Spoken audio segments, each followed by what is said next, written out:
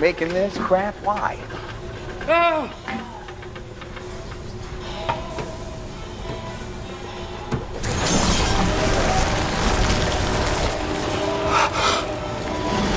In a society where the last of humanity is divided by class and power, what kind of people would make others eat only cockroaches for their meals? Snowpiercer by director Bong Joon-ho is set in the year 2031, where the last of humanity is on a train that travels on a never-ending global track as Earth has become uninhabitable due to all failed attempts to stop climate change, making Earth the new ice age. The film addresses economic inequality and class divide as the wealthy control the poor with armed guards and let them suffer in impoverished conditions while wealthy passengers live lavishly at the front of the train. Snowpiercer explores economic inequality and class divide by showing how social hierarchies are structured to ensure exploitation and suffering of the lower class. Snowpiercer explores social issues in an extreme claustrophobic dystopian setting where the poor have reached their boiling point and enact a revolution to fight back. These issues for the audience to examine deal with real-life class warfare, resource scarcity, authoritarian control, and social inequality. Authoritarian control and propaganda are key tools used by the rich to maintain social hierarchies and suppress forms of uprising amongst the lower class, as Snowpiercer demonstrates this through using Wilford's ideological manipulation of the poor people on the tail end of the train. The poor passengers in the tail end of the train live under strict rules, constant surveillance, and violent punishment if they act out. Wilford spread propaganda and misinformation about the lethal cold to discourage passengers to try and escape, which furthermore keeps the poor compliant. Inside the children's classroom, propaganda videos show Wilford as the brilliant savior who saved everyone with his train idea, omitting any criticism or flaws of Wilford's leadership and instilling the idea that the class divide is necessary and provides a proper balance due to the scarcity of resources. These scenes show Wilford's ideology of creating a powerful, inhumane class divide. This system that Wilford establishes is similar to real-world examples of Kim Jong-un's and Jim Jones. Jim Jones was a church leader who became an authoritarian cult figure who manipulated people of poor economic backgrounds from the United States to become followers of a new community he established in Jonestown with his vision. His vision over time, though, became one of manipulation, as he punished and killed defectors who spoke against him, seized passports to restrict their movements, hid information from followers, promoted followers to become armed guards to provoke fear and create an unbalanced societal hierarchy, used financial manipulation, and ultimately led his followers to believe in committing suicide and murdering ones who resisted. When it comes to Kim Jong-un, he has established a system known as Sunbun, which is a socio-political classification system to determine citizens' social status and opportunities in North Korea. This system governs an individual's whole life and is used by the government to maintain complete control, as the lower class receives less food during food shortages, lower class members may face forced labor, and increased surveillance for those of the lower classes. Wilford's economic inequality and authoritarian system are not just fictional, but are inspired by real-life examples of leaders such as Kim Jong-un and Jim Jones.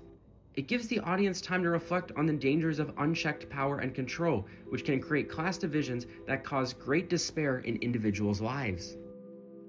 The color palette in Snowpiercer really reinforces the train's class divide between the poor tail section and the rich front section.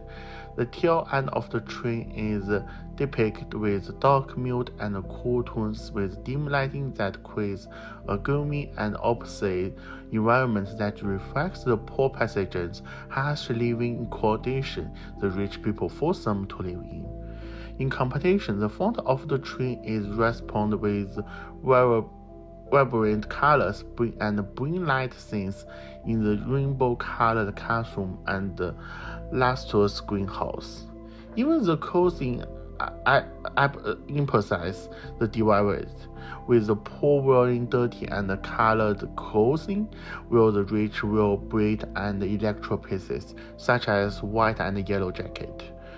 It deployed using color lighting and custom design highlight the class divide created by the rich passengers. As the poor move on to the front of the train, the brightness and colors communicate the message of privilege and control held by the rich, which reflects on the real-world parting of the social equality and the resource distribution. Snowpiercer uses Marxist theory to argue that true freedom from class struggle cannot occur by replacing the leader within the existing system, but instead the system has to be destroyed and replaced. When Curtis reaches the engine of the train, Wilford offers Curtis to take over as the new leader. If Curtis accepted, though, it would place Curtis as the leader of the same hierarchy that exploited the poor people in the tail end of the train.